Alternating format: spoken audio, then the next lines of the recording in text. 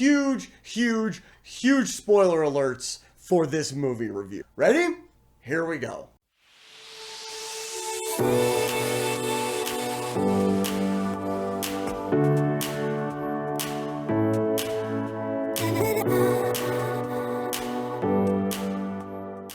Hello again and welcome back to Mimsy Park. Today we're going to do some more movie reviews. Brittany and I got around to watching some movies on Netflix and one from Redbox, and so we are going to go ahead and go over those. And then I took a trip to Chicago over the weekend and had time to watch a movie on the plane that I was pretty adamant about not watching, but since I was crammed into a metal tube with a bunch of people, I figured why not go ahead and distract myself. And we will talk about what movie that is at the end of the episode, so stay tuned for that. But with all of that said, let's go ahead and get the movie review started with our first one that we watched on Netflix called Golem.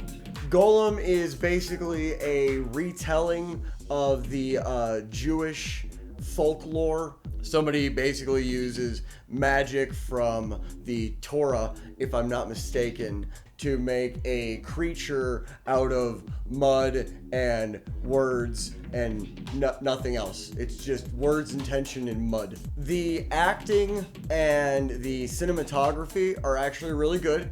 Overall, I found it to be kind of bland. Like, there were things that like caught your attention visually, and the story had merit, and it was a good story in the sense of the elements of it, but it just never felt like it really had that punch for me. Brittany really enjoyed it. I, on the other hand, I didn't hate it, but I just wasn't super impressed by it. It's kind of touted as a horror movie, even though it's more thriller than it is horror, really. But I don't know. I wouldn't say don't go see it. I would just say go into it with maybe some like reservations. Once the Golem shows up, it does start to become a little bit more fun. Things do start to pick up, but it's kind of the build up that is kind of meh. You get the Golem comes into play and it gets kind of fun, gets kind of interesting, and then the ending is just super, super weird. Spoiler alert, she gets the scroll out of his mouth by basically French kissing the mud version of her son. So her mud not son. She ends up basically getting it out of his mouth by French kissing him. It's super awkward. It's extremely off-putting, and it just stood out like a sore thumb to me and just ruined any immersion that could have been there. But really, let's face it, it really wasn't. I do find it kind of sad that it took basically the decimation of her entire village, because that's basically what happens. He just kills everyone in the village, and then she's finally like, oh, this might not be such a great thing after all. Even serial killers know that something is amiss after the first or second kill. This woman had to go through a whole village just being wiped out completely to finally go, I probably shouldn't have done this. So all in all, worth a watch. You can appreciate it from a filmmaking standpoint as far as the camera work and the cinematography and everything. The story elements are there, but they don't ever seem to really tie in just right. It's like a puzzle piece where all of the pieces were cut maybe just like a 32nd of an inch off, and they just don't fit quite right. So all in all, worth a watch, but I wouldn't expect too much. The next one was A Cure for Wellness. Again, another one kind of touted as a horror movie, but it's really more of a thriller. But holy crap, I loved this movie. I loved this movie. It had its moments, it had its plot holes and stuff like that, but overall this movie is freaking awesome. It does kind of go off the rails with the sci-fi element without giving away like too much. It does have this kind of like trajectory that it's on, and then at a certain point it just right off the rails with the sci-fi element, but it doesn't ruin it. It's not something you see coming, but that's not always necessarily a good thing. The cinematography in this movie is freaking incredible. Camera work, the lighting, the lens choices, Just everything about the cinematography was just spot on. I don't remember the cinematographer's name for this. I'm absolutely terrible when it comes to that kind of stuff. But when I do see movies like this, I do go look up the cinematographer. And apparently this dude basically just out of film school just got shot right into like major projects and stuff like that. So I can see why they chose him for this, because everything about it, cinematography wise, was incredible. There are a ton of focus pulls in this movie, which I personally love. The lead actor does have kind of a dark, gloomy Leonardo DiCaprio type feel to him, which is interesting because the movie does have a very Shutter Island kind of feel to it. It's kind of like Shutter Island meets The Wicker Man. As I said, the ending isn't terrible. It's a fairly dissatisfying ending. Again, it's one of those things where you don't see it coming, but just because you don't see it coming doesn't mean it's a good thing all the time.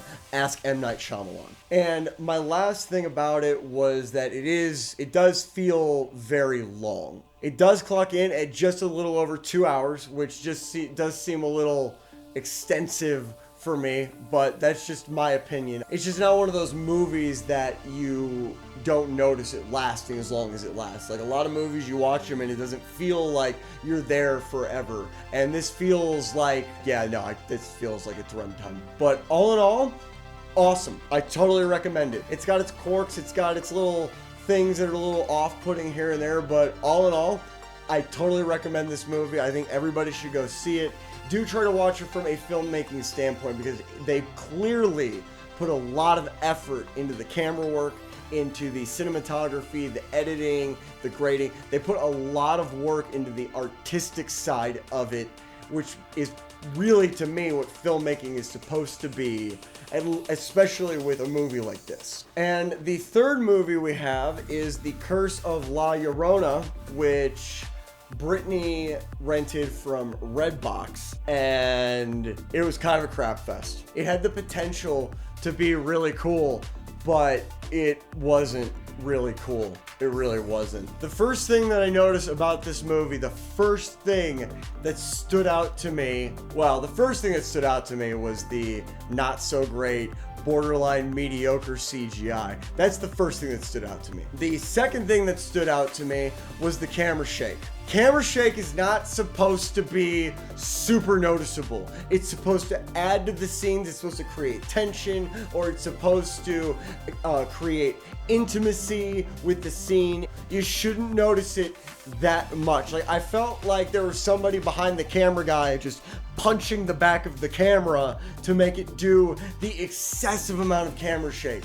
And I think that's the best way of putting it. It is excessive. It's almost like they were overdoing it, and you can tell they were overdoing it, but they didn't know that they were overdoing it. Someone might be able to correct me, but the shots of the city look CGI to me. Especially the first one is a really bad CGI rendering. And this is my biggest issue with CGI, is that CGI can be used amazingly well. It can add a lot, but if it's not done super well, it really ruins what you're seeing, because part of the immersion aspect, almost all of the immersion aspect in a film, is visual.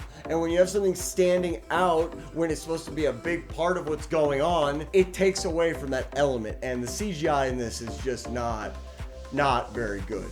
Again, spoiler alerts, but these always have spoilers. I need to just start putting spoiler alert in the title so people know going into these.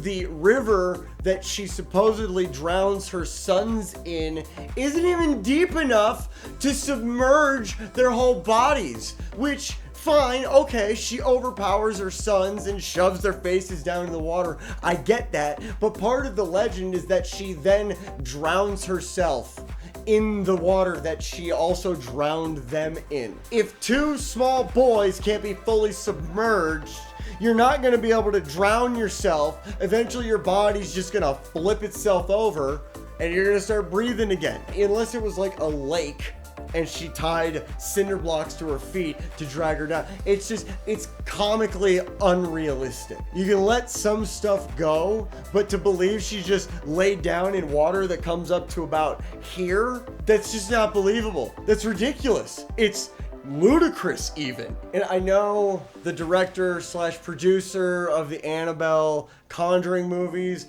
likes to throw little references to Annabelle and the Conjuring into his movies, but to have that like one scene where it just shows her for a second when the priest is explaining his background, I get it. You're trying to like tie that in with one another.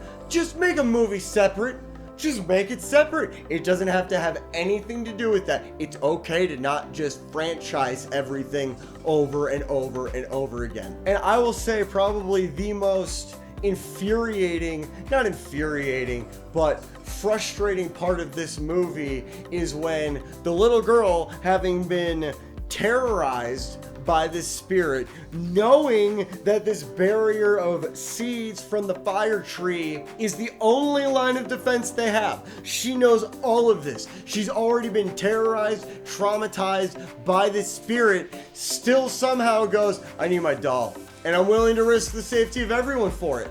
And that's what she does, and ruins everything. And this is a big problem for me, just because I know there's the element of fantasy and it doesn't all have to be super realistic all the time, but this is sheer stupidity, and dumb characters are frustrating to me. So this one was not good.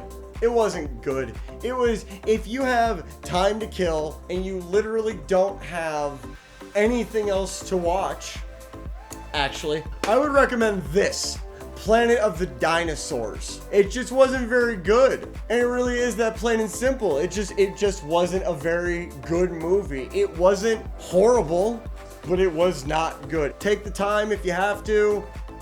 Do anything else if you can. And the very last movie that we're going to review today is one that I have been saying for a while. I'm not gonna watch it. I'm not gonna watch it. I refuse to watch it because it is one of the Disney live action remakes, and I have a really big issue with these Disney live action remakes. I have several issues with these Disney live action remakes. I'm going to put another disclaimer here.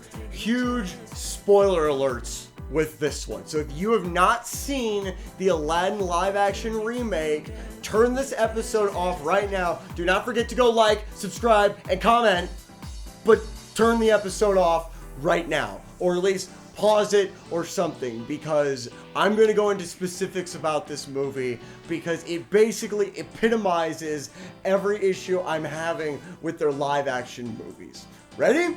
Here we go. First of all, the music. The singers in this movie have no substance in their voices. I think A Whole New World, they actually seem to have some like oomph in their voices, but overall, the music in this movie does not hold a candle to the original. Part of that is the fact that it's not enough to just have the original music. They had to put new music into it too, which contributes to it being 2 hours long. 2 hours! Too long.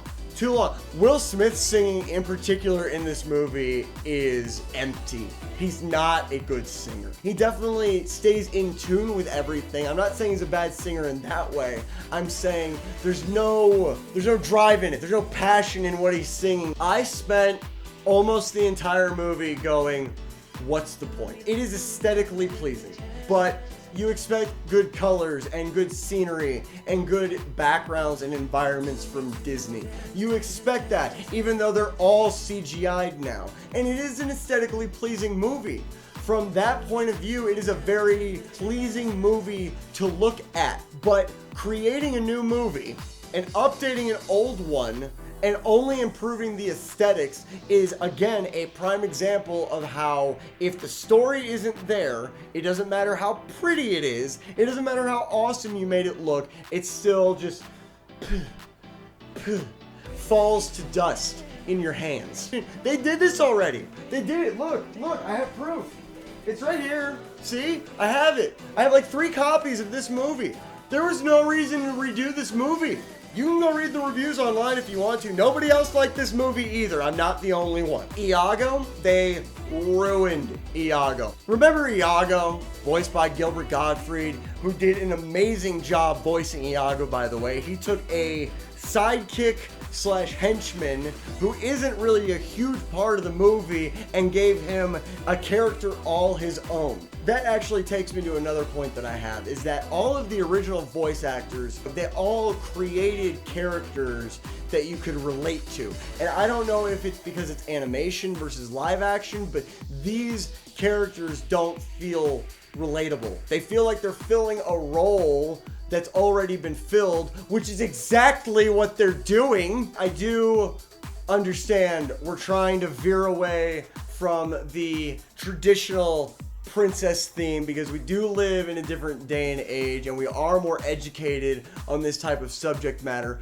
but just make a new movie. Just make a new movie with those themes. You did it with Brave, you did it with Frozen. They've already done it. They've proven they could do it. The Incredibles 2 is a great example. The Incredibles 2 has that female empowerment message to it with the mom, and it totally works. It did feel a little kind of sandwiched in there, but it totally works in that movie. They've done this before, they can do it. Which also brings me to another point. Jasmine, at the very beginning, wants to be Sultan, and that's them just flipping that paradigm. I get that. But then once you get to the meat and potatoes of this movie in the middle, the body of this movie, she suddenly just switches over to regular Disney princess mode again. And at the very end, she becomes Sultan. Again, I said spoiler alerts, it's your fault if you got this far and now you have that in your head, but that's what happens. She becomes Sultan. Again, fine, whatever. You're just doing it for the sake of doing it. You're not doing it to add creativity or integrity to the movie. It does feel pieced together pretty haphazardly where like they basically take the beginning and copy the beginning. The middle of it changes completely and would actually be really good if it wasn't already a thing, and then the very end of it is them basically copying the ending. It's almost like they didn't know how to start or end the movie. They just knew how to write the middle and they knew what they wanted to change there, and then they just kind of threw the rest of the pieces in. Back to Iago though, basically he's just a parrot now. He's just a parrot that talks. There's no character, there's no personality, he's just kind of there. There's a couple of chuckling moments, but for the most part, he's just kind of there. Since Will Smith was the big talk of this movie, he's basically Will Smith blue. He's always Will Smith. I like Will Smith, don't get me wrong, but if you're going to take a character that's as iconic as the genie, arguably one of the most iconic characters in Disney animation history, if you're going to do that, you don't take the character and change him and adapt him to the actor.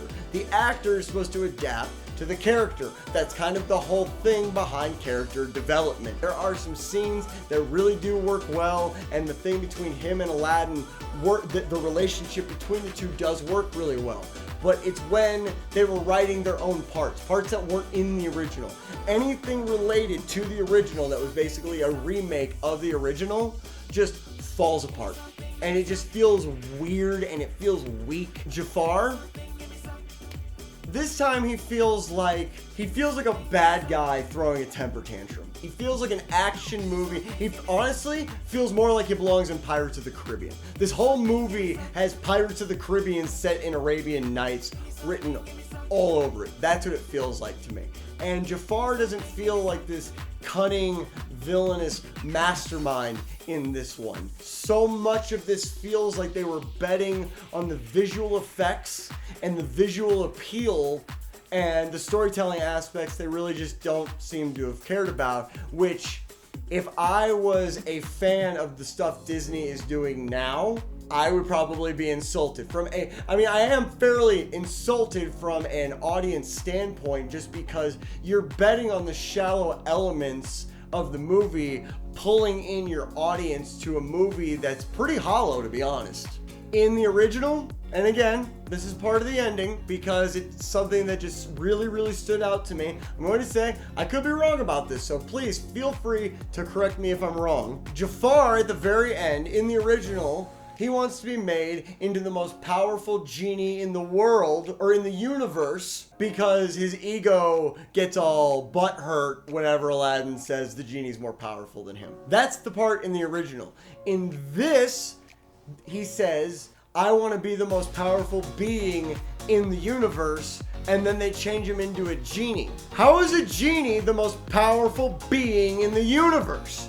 Wouldn't it be a god of any kind, from any religion? I feel like any god ever from anywhere would probably be stronger than a genie in an itty-bitty lamp. Itty-bitty lamp in space. And I just feel like it's another example of lazy storytelling. I really do. I think they were betting so much on the visual appeal and the nostalgic appeal that everything that gives it a backbone is just not there. It's just not there. The only live action movie I've seen Disney really pull off well was Beauty and the Beast. Beauty and the Beast was really good. This one, this was crap. It was absolute crap. I went into this super skeptical. And when I say super skeptical, basically expecting it to fail. So I'm gonna put that out there because it's going to affect my opinion of this movie. But again, I looked at the reviews online. Not a lot of other people seem to like it either. And I would be really interested to see the demographic of the people that did like this movie. Now, again, I'm looking at this from a die-hard Disney animation fan point of view. So it's going to be tainted a little bit that way. As I've said before, I said it earlier in this video, I've said it in other videos, I don't like these Disney live action remakes. I don't see the point. You could be coming out with new stories, new movies, retelling stories that are books like, you know, the company was started on. You could do something like that. You have so many other options. It feels lazy, and the people that really, they're the ones benefiting. The ones that are losing out are people like us that love these Disney classics, and we get to go see these, and it's like, you know, you could do something cool with live action. Why does it does it have to be a remake? You did these already. These all won awards. They're all great movies. We don't need live action remakes. Anyway, rant over about Aladdin. Obviously, you can tell I didn't like it. I didn't like it. It's pretty to look at. It does have a moment where I don't hate it, but overall, I didn't like it. 2 hours is too long. The characters are empty, and I guess we're just kind of recapping at this point, but everything just felt like everything felt weak. So with that said, I'm going to go ahead and end this video. If you guys did enjoy the video, if you enjoyed seeing me have a mild heart attack about Disney movies as a grown man in his 30s, go ahead and throw me a subscription, a like, a comment. You guys know what to do as far as all that goes, and I'll see you guys next time.